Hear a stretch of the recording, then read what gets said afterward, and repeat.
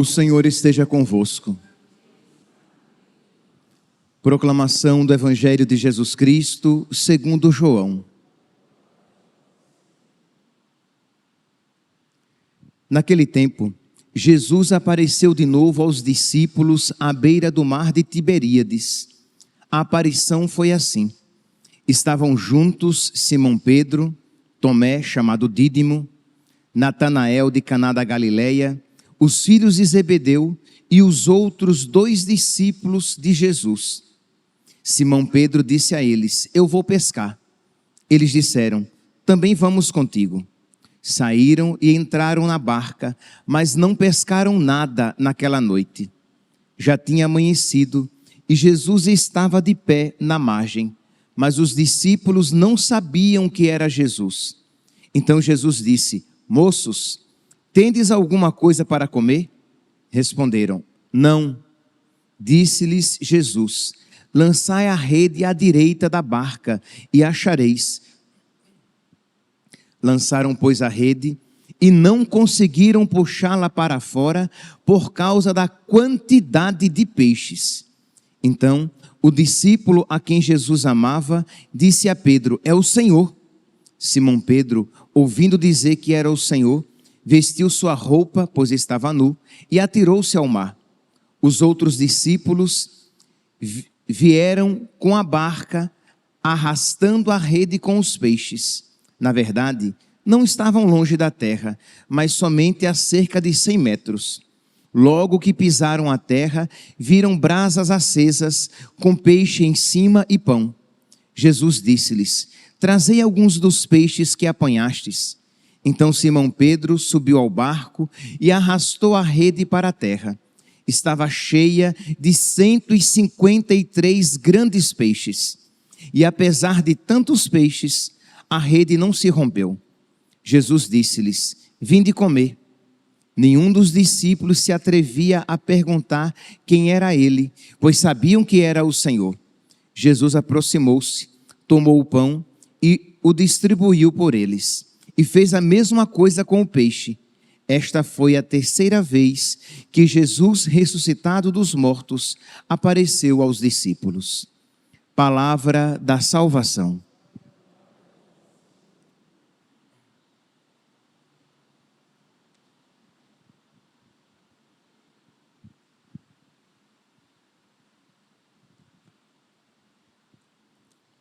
Caríssimos irmãos e irmãs, continuamos nesta 8ª de Páscoa, tendo a cada dia um evangelho que mostra um aspecto, nos mostra uma aparição com o seu, digamos, respectivo aspecto a ser salientado. Deste texto nós poderíamos tirar vários aspectos, mas existem 2 aspectos que eu gostaria de enfatizar. Pois bem, nós podemos perceber que este relato de João, do capítulo 21, está intimamente ligado com um outro relato do Evangelho de São Lucas, lá no capítulo 5, do versículo 1 ao versículo 11, que fala de uma pesca milagrosa. Logo no início, quando Nosso Senhor chamou os discípulos, quando Nosso Senhor os fez seus discípulos. Então diz que eles também, depois de uma noite inteira de trabalho, eles não tinham conseguido pescar nada, e Nosso Senhor mandou que eles lançassem as redes, e eles assim fizeram, e pescaram uma grande quantidade de peixes. E nós vemos então este relato se repetir, como que para enfatizar que Nosso Senhor ressuscitado, Ele renova, Ele ratifica, Ele confirma, Ele confirma aquele primeiro chamado, isto é, Ele novamente confirma de que eles são seus discípulos, e aquilo que Ele dissera lá atrás, que eles seriam pescadores de homens, não mais pescadores comuns, nosso Senhor ratifica, confirma, isto é, que eles são pescadores de homens. Então nós vamos ler e ouvir este evangelho a partir desta ótica. Eles são pescadores de homens. A barca é a igreja. As redes são as palavras, são os meios que eles se utilizam para pescar almas, para pescar homens, para ganhar almas para Deus. Pois bem, então diz aqui que novamente, depois de uma noite inteira de trabalho, eles não tinham pescado nada. O que é, meus irmãos, que aqui já agora nós podemos compreender? E é claro, aqui os pregadores tiram um ensinamento para si, mas todos nós.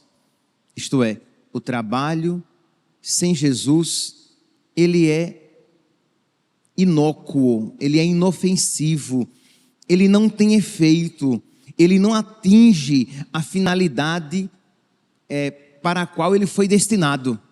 Então, qual é a finalidade de redes sendo lançadas ao mar? De pescar.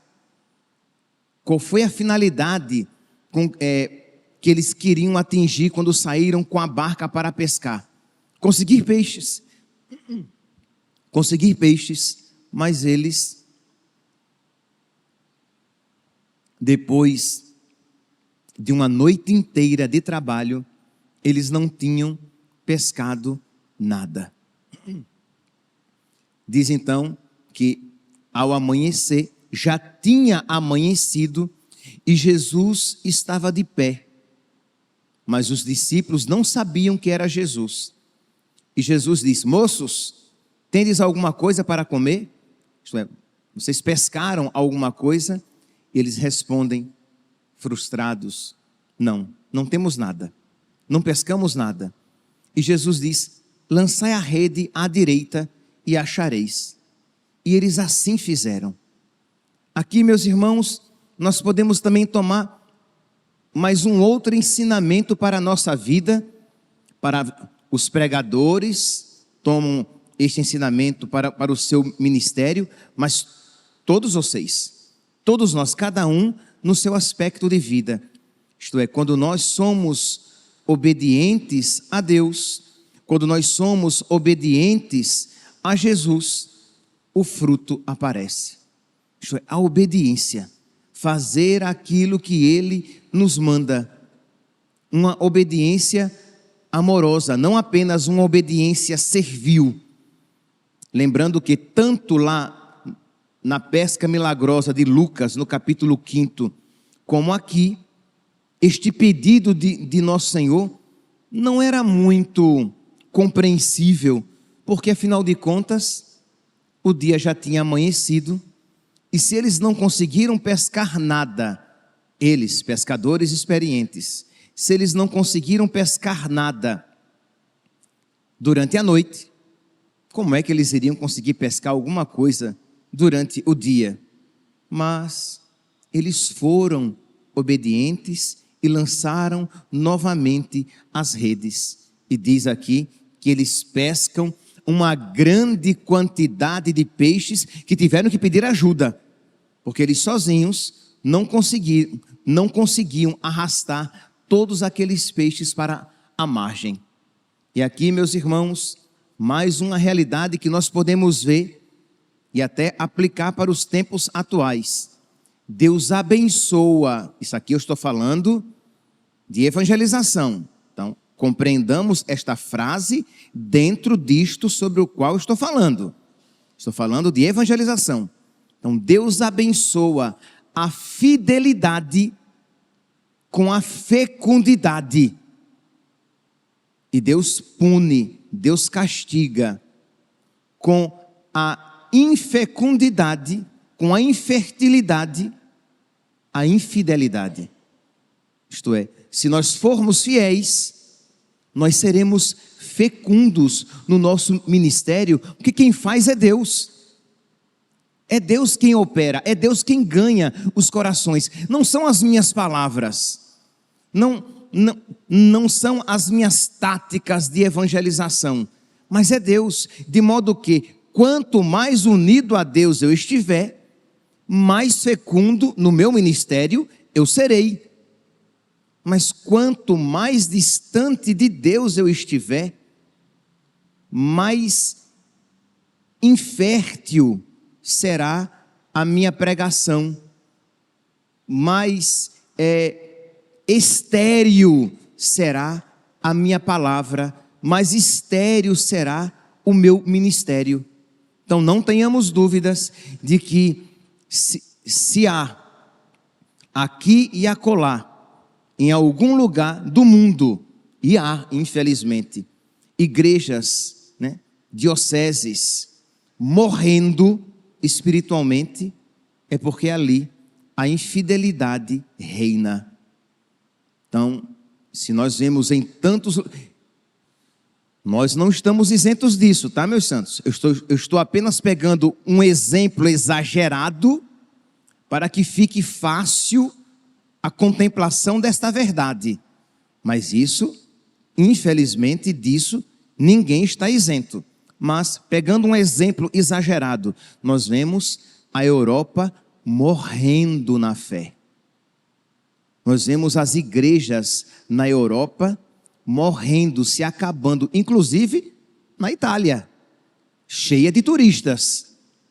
E, às vezes, turistas cristãos católicos. Mas o povo de lá, como de toda a Europa, morrendo, porque infiel ao Evangelho, caíram na infertilidade, se tornaram insossos, porque o sal perdeu o sabor.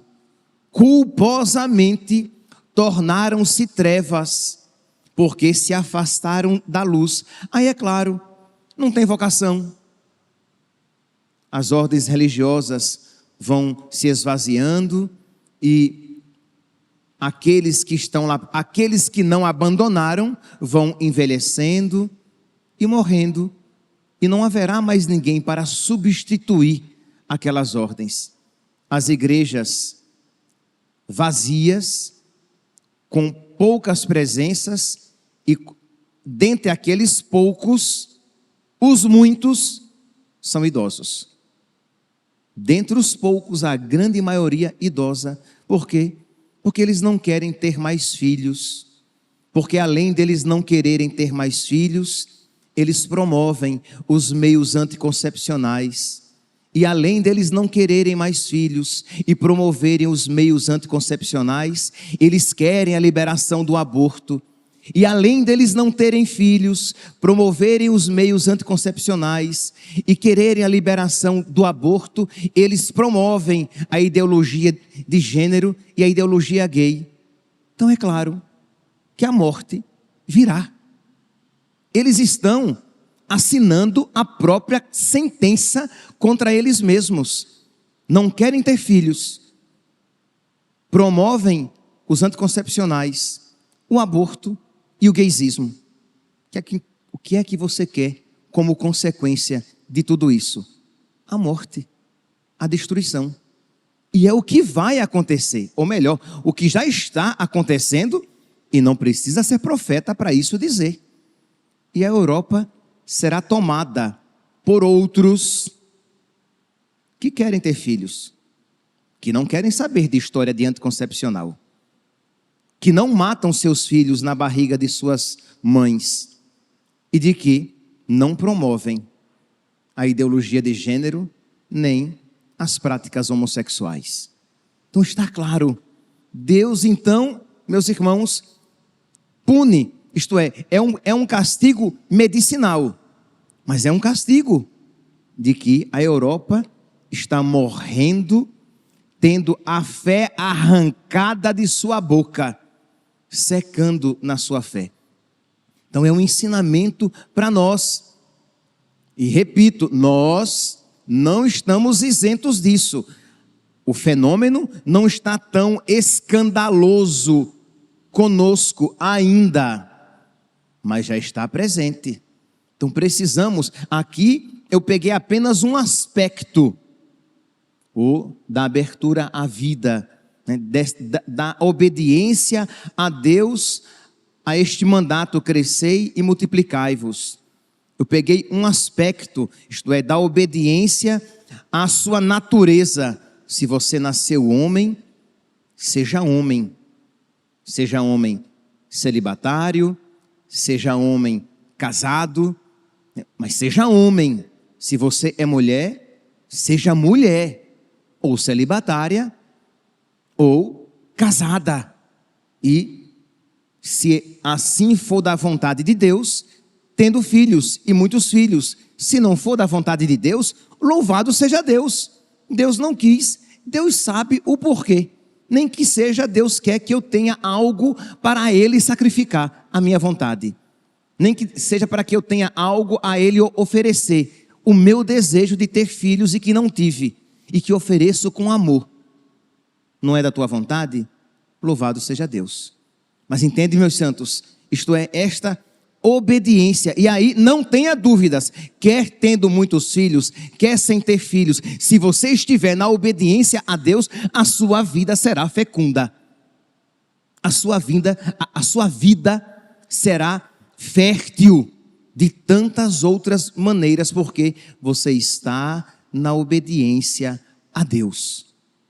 Então é isso aqui que mais uma vez nosso Senhor então ensina a sua igreja nascente. Aquilo que Ele fizera lá atrás, mandou que eles lançassem as redes. Eles já estavam limpando as redes já estavam mais ou menos limpinhas. Eles vão lançar de novo e vão na cabeça deles: vamos sujar de novo as redes, porque eu sei que não vai dar certo.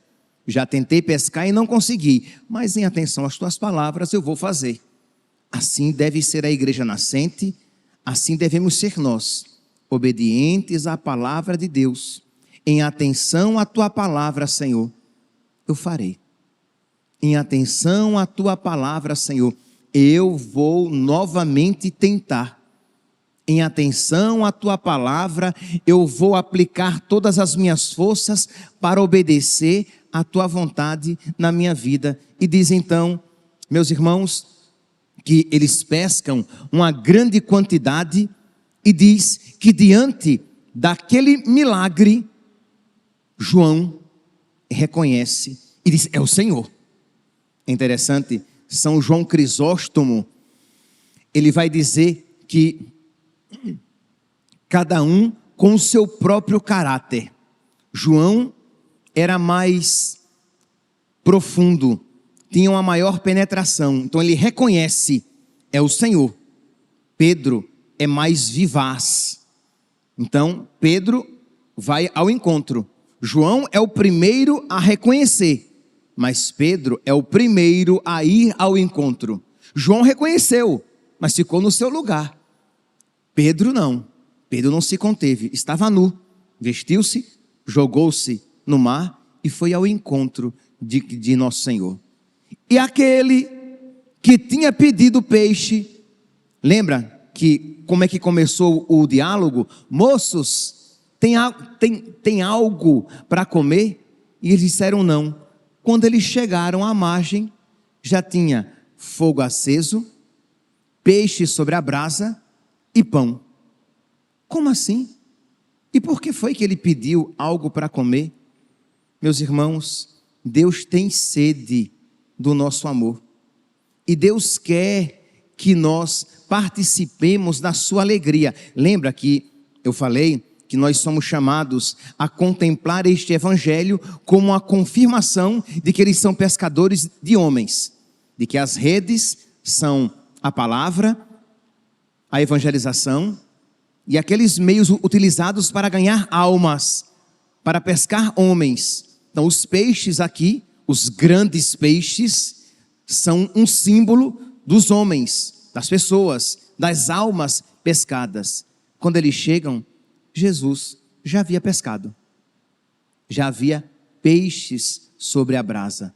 Ele não precisa de nós, mas porque Ele nos ama, Ele quer precisar. Eu não sei vocês, Misericórdia, tem que terminar. Eu ainda tinha na cabeça de pregar bem rapidinho hoje. Eu não sei vocês, mas quando eu era criança, rapazinho, e na escola eu ia fazer trabalhos em grupo, podem me chamar de individualista, nunca gostei de trabalho em grupo. Eu ia fazer trabalho em grupo, eu só gostava de fazer trabalho em grupo, sim, às vezes eu gostava de fazer trabalho em grupo.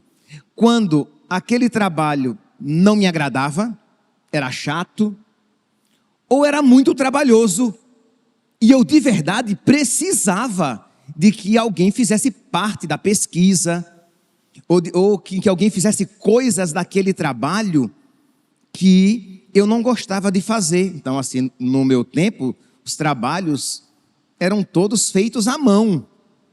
A gente comprava folha de papel pautado, aquela folha dupla, tem que fazer a capinha. Eu odiava fazer capinha, eu não sei desenhar nem dado. Sou péssimo para desenhar. Então eu pegava a capa, manda alguém desenhar a capa, entendeu? Ou quando tinha muita coisa para escrever, então tá bom, a pesquisa eu fazia, mas você escreve. Mas percebe que o egoístazinho só gostava de ajuda quando ele sabia que não dava conta de fazer o trabalho sozinho. Que quando ele dava conta, ele queria fazer sozinho. Ele queria a glória só para ele. Porque os outros mais atrapalhavam do que ajudavam. Nosso Senhor não é assim. Ele dá conta. Ele dá conta de evangelizar sozinho. Ele dá conta de ganhar as almas sozinho. Ele não precisa de nós, mas Ele quer que nós participemos da sua glória. Então Ele quer que nós pesquemos. Ele quer nos fazer pescadores de homens, embora Ele não necessite, porque quando eles chegaram com os peixes, Jesus já os tinha sobre a brasa, com pão quentinho para que eles comessem. Percebe aqui, meus irmãos, a generosidade de nosso Senhor.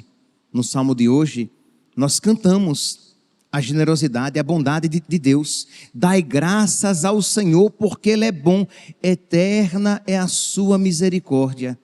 Que nós hoje então, meus irmãos, pedindo a Deus a graça da fidelidade, para que sejamos contemplados com a fecundidade, peçamos também a nosso Senhor que Ele nos conceda a graça de ver a sua generosidade na nossa vida, que sejamos como João, que tenhamos profundidade, que percebamos como Deus é bom, porque muitas vezes, e não são poucos os cristãos católicos que vivem isso, vivem cegos, sem ver a bondade de Deus, e aí são tristes, vivem com uma lamentação escondida, vivem com a reclamação abafada, mas presente, porque não reconhecem como Deus é bom, como Deus tem sido bom, como Deus é paciente, como Ele tem sido misericordioso.